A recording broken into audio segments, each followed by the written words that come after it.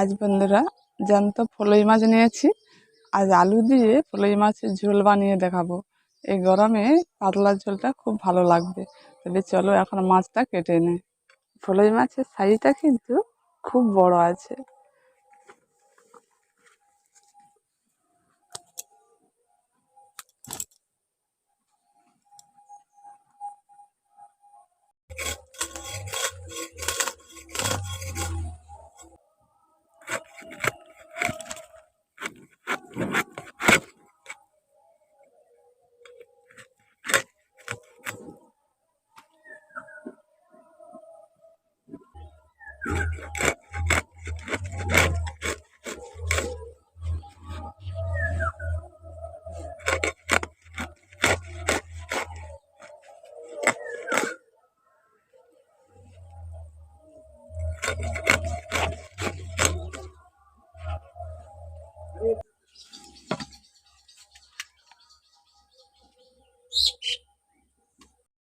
মাছগুলো কেটে নিয়েছি, এবার মাছগুলোকে ধুয়ে নিয়ে আসছি।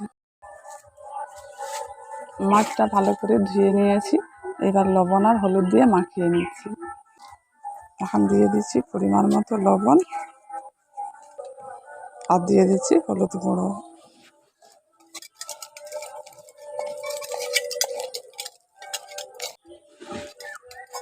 লবণ হলুদ দিয়ে ভালো করে মাছটা মাখিয়ে নিয়েছি, এবার আমি মশলাটা বেটে নেব।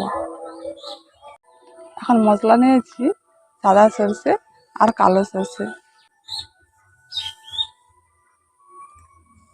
আর নিয়েছি শুকনো লঙ্কা আর কাঁচা লঙ্কা।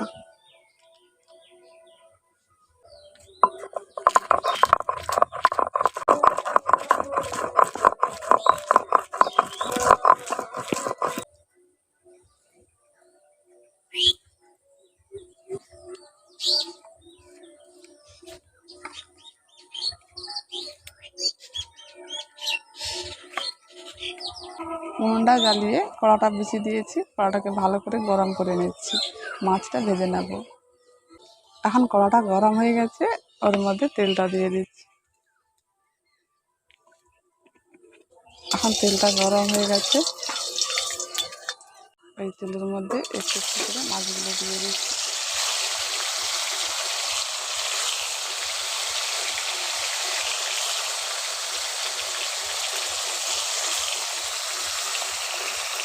উলট পালট করে মাছগুলোকে ভালো করে ভেজে, এখন মাছের এক পাশ ভাজা হয়ে গেছে, আমি উলট পালট করে দিচ্ছি।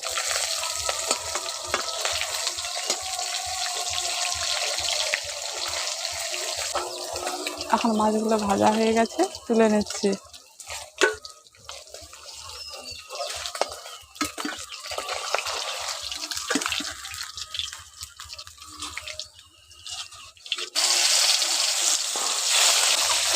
বাকি মাছগুলো ওই তেলের মধ্যে দিয়ে ভালো করে ভেজে নেব।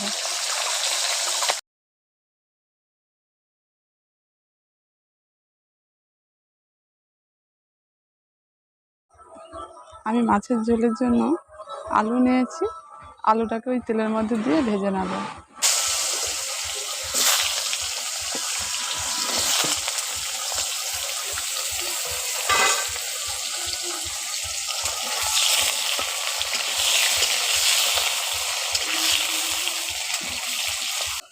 এখন নাড়াচাড়া করে আলুগুলোকে ভালো করে ভেজে নিয়েছি। এখন আলুগুলো দেখুন ভাজা হয়ে গেছে, এবার নামিয়ে নিচ্ছি।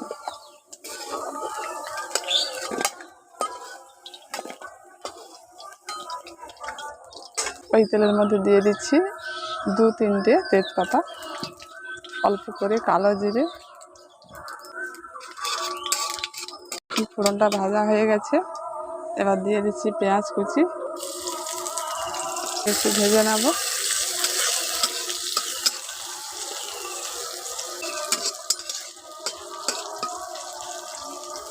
এখন পেঁয়াজটা হাফ ভাজা হয়ে গেছে, চামচ হলুদ গুঁড়ো, জিরে গুঁড়ো হাফ চামচ, করে লাল লঙ্কার গুঁড়ো দিয়ে দিচ্ছি। দিয়ে ভালো করে পেঁয়াজটাকে একটু নাড়াচাড়া করে ভেজে নিচ্ছি।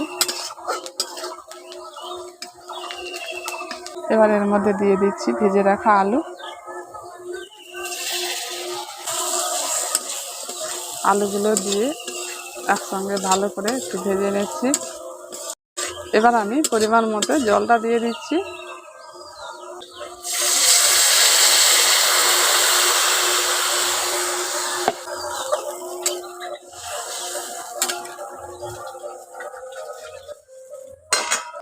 এবার পরিমাণ মতো লবণটা দিয়ে দিচ্ছি।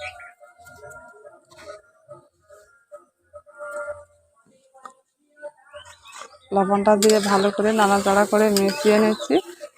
এটাকে এখন কিছুক্ষণের জন্য ফুটিয়ে নেব। এটাকে একটুক্ষণ এখন ফুটিয়ে নেব। কিছুক্ষণ এটা ফুটিয়ে নিয়েছি। এবার এর মধ্যে দিয়ে দিচ্ছি সরষে কাঁচা লঙ্কা বাটা।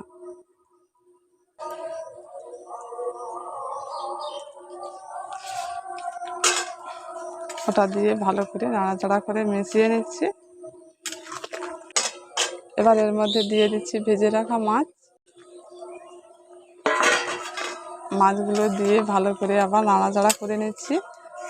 আরও কিছুক্ষণ ধরে এটাকে এখন ফুটিয়ে নেব। এটাকে আরও কিছুক্ষণ ধরে ভালো করে ফুটিয়ে নেব।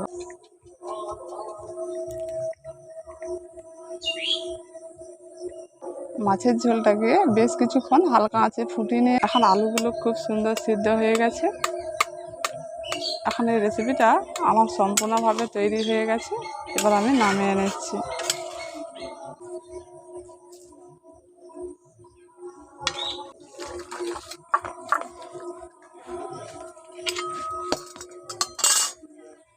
বন্ধুরা, আপনারা এইভাবে ফলই মাছের আলু দিয়ে এইভাবে পাতলা ঝোল বানাবেন, খুব ভালো লাগবে। অবশ্যই একবার বানিয়ে খেয়ে দেখবেন। যদি ভালো লেগে থাকে একটি কমেন্ট করে জানাবেন।